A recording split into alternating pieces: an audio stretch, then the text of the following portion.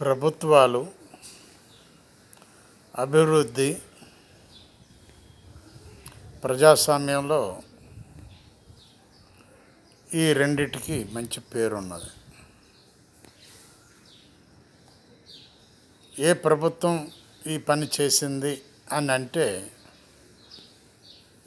చెప్పుకోవలసినటువంటి పరిస్థితులు వస్తాయి.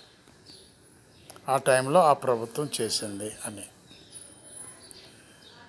అభివృద్ధి ఇది ఎవరు చేశారు అంటే ఫలానా ప్రభుత్వంలో అభివృద్ధి చెందింది అని చెప్పుకోవటానికి అదొక తారక మంత్రం.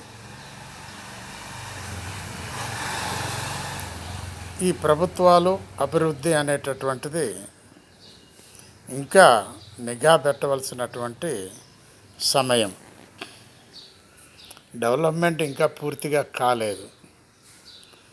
పేరుకి ప్రజాస్వామ్యమే, కానీ ప్రజాస్వామ్యంగా అభివృద్ధి కావటం లేదు.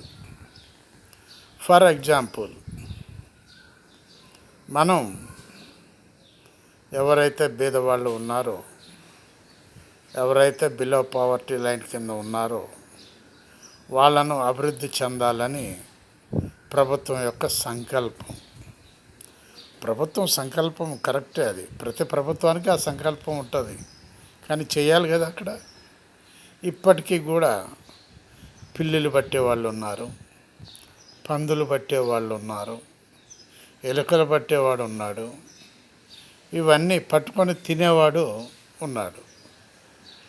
వీళ్ళను ఇంతవరకు మార్చలేదు. స్వాతంత్రం వచ్చి ఇన్ని సంవత్సరాలు అయినా కూడా మధ్యలో అడపదడప 5-10 సంవత్సరాలు ఏదో మాటలు చెప్పి వచ్చినటువంటి ప్రభుత్వాలు కూడా ఉన్నాయి. అవి కూడా ఈ జాతుల్ని, ఈ సంచార జాతుల్ని, ఈ పందులు పట్టే జాతుల్ని, ఈ పిల్లులు పట్టే జాతుల్ని పట్టించుకోలేదు. ఏమయ్యా నీకు ఉందా ఇల్లు అంటే ఉన్నది, ఇదిగో ఇది ఇస్తాం, చేసుకో, కట్టుకో, అంతవరకే. కానీ వాడి యొక్క జాతకాన్ని మార్చలేకపోతున్నాయి ఈ ప్రభుత్వాలు. మరి ఈ విధంగా ఇంకా ఎన్నాళ్ళు ఈ పిల్లులు పట్టేవాళ్ళు ఉన్నారు, పందులు పట్టేవాళ్ళు ఉన్నారు, ఎలకలు పట్టేవాడు ఉన్నాడు, ఉడతలు పట్టేవాడు ఉన్నాడు అని ఎన్నాళ్ళు నుంచి పిలుస్తున్నారు. ఇవి ఇంకా ఎన్నాళ్ళు పిలవాలి వీళ్ళను? ఆలోచించండి ప్రభుత్వాధికారులు. ఒక్కసారి ఆ గ్రామాలలో ఉన్నటువంటి పెద్ద మనుషులు ఆలోచించండి. ప్రతిరోజు చూస్తారు కదా మీరు వీళ్ళని. మరి ఎందుకు గవర్నమెంట్కి చెప్పటం లేదు? ప్రభుత్వాలకు ఎందుకు విన్నవించుకోవటం లేదు? పలానా జాతివాడు ఉన్నాడు మా ఊరిలో, వీడిని తీసుకోపోండి అని చెప్పేసి ఎందుకు చెప్పట్లేదు?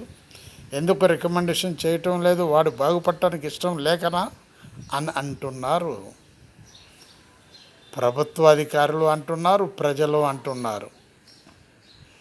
మాకు తెలియదని ప్రభుత్వాధికారులు అంటున్నారు, తెలిస్తే మేము చేస్తామని ప్రభుత్వం అంటుంది. ఆలోచించండి ఒక్కసారి, ఈ విషయాన్ని పరిశీలించండి ఒక్కసారి. ఈ విషయాన్ని. బాలసాని వీరప్రసాద్, హైదరాబాద్.